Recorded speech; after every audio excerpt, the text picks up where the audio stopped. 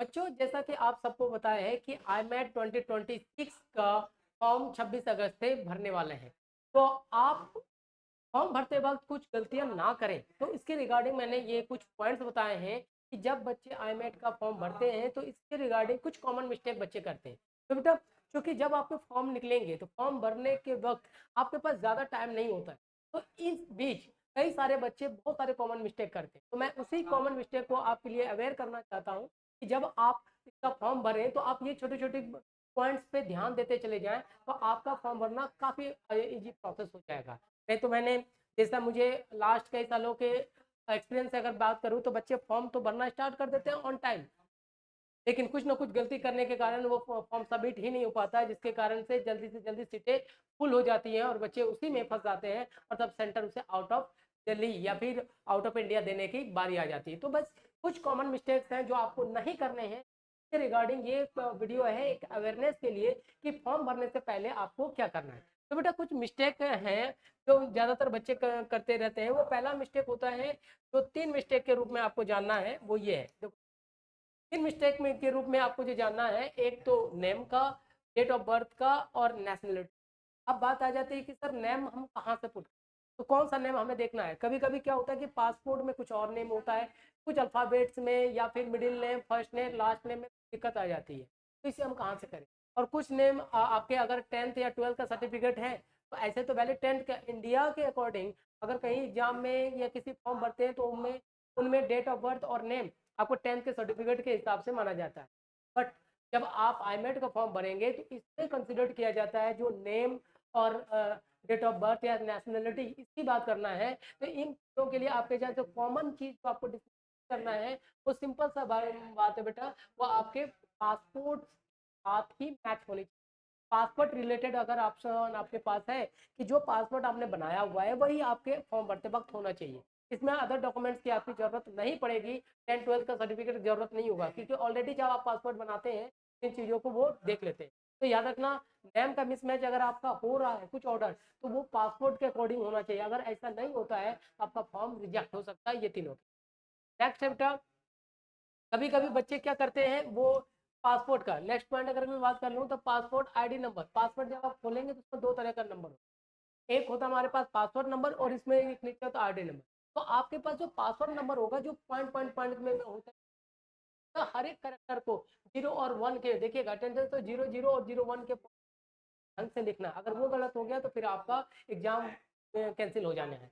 Next होता है आपके पास जो बेटा 5 या 6 में है, रॉन्ग कैंडिडेट कैटेगरी। कैटेगरी कहने का मतलब यहाँ पे आपके कास्ट कैटेगरी से तो कोई लेना देना नहीं। यहाँ कैटेगरी यहाँ पे 2 तरह का है, या तो आप यूरोपीय यूनियन के स्टूडेंट होंगे या फिर नॉन यूरोपियन स्टूडेंट। यूरोपीय स्टूडेंट कहने का मतलब जो बच्चे यूरोपीय यूनियन के कंट्री से, जो उनका कॉम्बिनेशन है, जैसे इटली, जर्मनी, फ्रांस, पुर्तगाल, स्पेन, ये सारे जो है उनको, ऐसे स्टूडेंट को यूरोपीय यूनियन के स्टूडेंट। जो उनके अलग कॉन्टिनेंट के हैं, जैसे अफ्रीकन कॉन्टिनेंट का हो गया, एशियन हो गया, अदर स्टेट के होते हैं, तो नॉन यूरोपियन स्टूडेंट्स बोला जाता है। तो याद रखिए, अगर आप इंडियन कॉन्टिनेंट से हैं तो आप नॉन यूरोपियन जो कैटेगरी में अपना अपना फॉर्म भरेंगे, उसे बोलते हैं नॉन कैटेगरी। ये आपका कंपलसरी है, ये ध्यान रखें, क्योंकि कई बार बच्चे कंफ्यूज कर जाते हैं, तो इसको ध्यान में रखें। नेक्स्ट होता है रॉन्ग यूनिवर्सिटी चॉइस। और ये देखिए बेटा, ये काफ़ी इंपॉर्टेंट है। आप जब फॉर्म भरते हैं, जब आपको पता है कि IMAT के एग्जाम से पहले हम प्री इंस्टॉलमेंट करते हैं, इंस्टॉलमेंट में जिस आपने भरा हुआ उसी यूनिवर्सिटी को वहाँ पे आपको मेंशन करना। जैसे आपने कटानिया भरा, ऐसा नहीं कि अब मेरा दिमाग खराब हो गया वहाँ जाकर पाबियो भर दिए, मिलानो भर दिए, ऐसा नहीं करना। ये काफ़ी इंपॉर्टेंट पॉइंट होता है 7। नेक्स्ट अगर हम बात कर लें 10 से टेस्ट सेंटर के सिलेक्शन में, देखो बेटा ये इंपॉर्टेंट है। टेस्ट सेंटर कहाँ सिलेक्ट करें। जब फॉर्म भरते हैं तो आपको एक वीडियो मैंने ऑलरेडी बना रखा है। इंडिया में IMAT का टेस्ट सेंटर सिर्फ 2 है, एक चेन्नई और दूसरा दिल्ली में। तो जब आप फॉर्म भरें तो इनमें पूरा सतर्कता के साथ करें कि टेस्ट सेंटर आपको इंडिया, और वहाँ पे बहुत सारे लिस्ट आ जाते हैं कॉन्टिनेंट कंट्री, जैसे पाकिस्तान, इंडिया, श्रीलंका। तो आपको बड़े सतर्क होकर इंडिया सेलेक्ट करना है। इंडिया के बाद आप सिलेक्ट करेंगे इधर दिल्ली और चेन्नई। तो ये चीज़ें ध्यान रखना। नेक्स्ट है बेटा रॉन्ग ईमेल एड्रेस। ये काफ़ी इंपॉर्टेंट फीचर्स होता है बेटा। अगर ईमेल एड्रेस में जरा भी गलती हुआ, क्योंकि आपके साथ जब आप IMAT का फॉर्म भरते हो तो इस केस में कम्युनिकेशन जो मीडियम होता है, वो सारे कम्युनिकेशन मीडियम ऑथोराइज वो ईमेल के साथ ही होगा। आप इसे correct. Next, incorrect form number. ये देखिए जो आप उसके अंदर फॉर्म नंबर डालेंगे, जब इंडियन कॉन्टिनेंट की बात करेंगे तो +91 का इस्तेमाल किया जाता है। जैसे आप सेलेक्ट करेंगे तो ऑटोमेटिक वहाँ आ जाएगा, इसमें आपको गलती नहीं।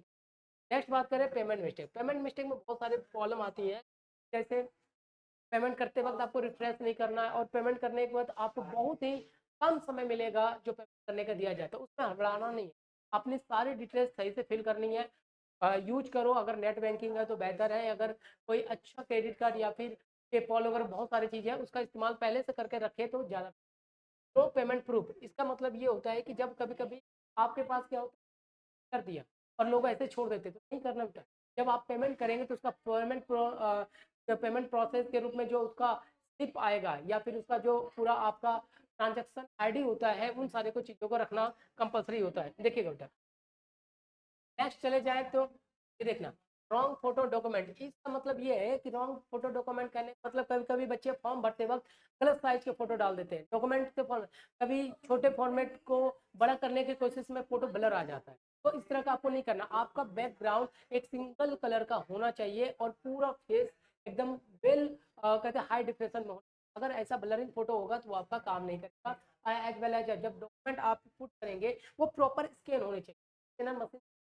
तो कई बच्चे क्या करते हैं मोबाइल से करना होता है कि उसका एक प्रॉपर साइज शेप ये नहीं बन पाता है, तो कभी कभी क्या होता है कि फॉर्म रिजेक्ट कर दिया जाता है।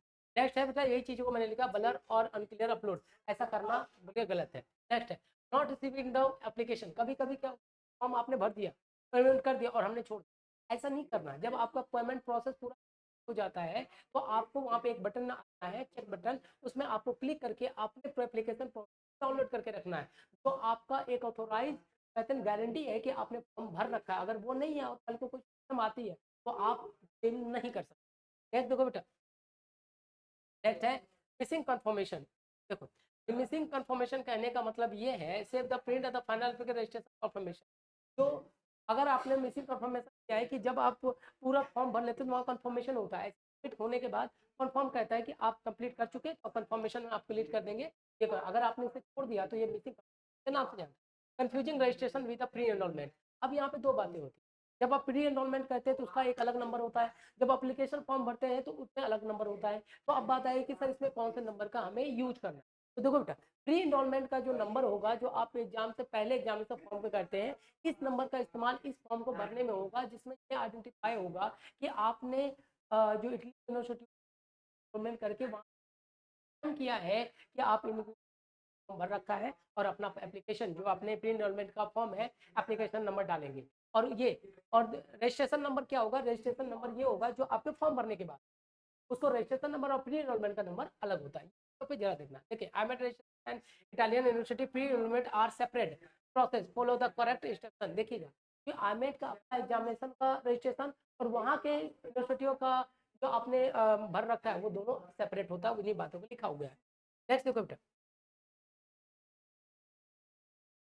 अब क्या होता है इग्नोरिंग द ऑफिशियल डेडलाइन। कभी कभी बच्चे ये है डेडलाइन के बाद कोशिश करने की कोई भी काम करते हैं, ये मैनर होता है वो नहीं।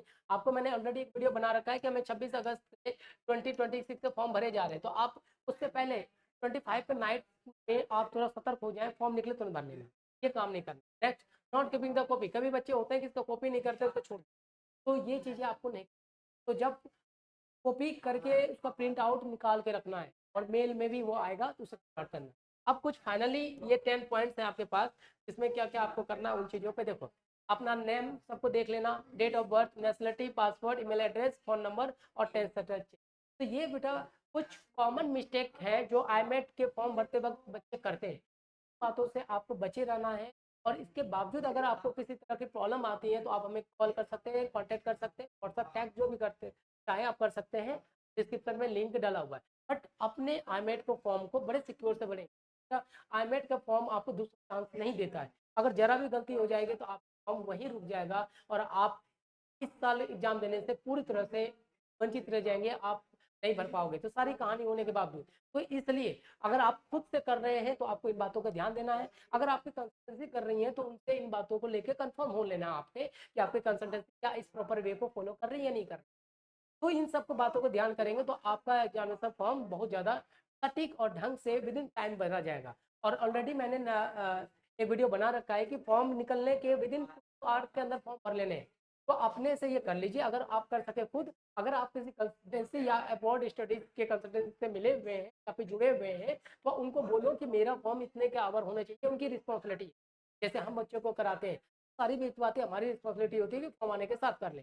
उससे पहले डॉक्यूमेंट, फोटोज, इन सब के प्रिपरेशन वो पहले करके रखिए। ऐसा नहीं कि फॉर्म स्टार्ट किया तो प्रिपरेशन करें, नहीं, जानकारी पहले करके रखना है, ये हमारी काफ़ी आसान। तो ये बेटा मैंने कुछ कॉमन मिस्टेक बताए आपको जो बच्चे करते हैं, तो आपको नहीं करना है, जिससे आईमेट का फॉर्म काफ़ी जल्दी भर जाएगा।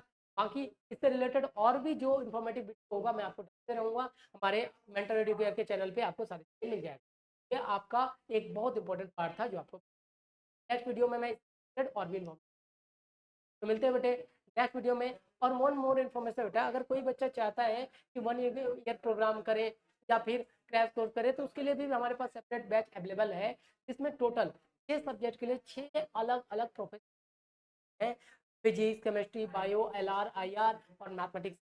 तो अगर आप ऑनलाइन और ऑफलाइन भी जुड़ना चाहते हैं तो हमारे से कॉन्टेक्ट कर सकते हैं। ये 2 वे कम्युनिकेशन होगा बेटा, आप हमें देख पाएंगे, हम आपको देख पाएंगे, एकदम रियल लाइफ की तरह हम इसे पढ़ेंगे। तो अगर आप कोई इंटरेस्टेड है, जुड़ना चाहते हैं, तो हमारे से मिलते हैं नेक्स्ट वीडियो में। Thank you.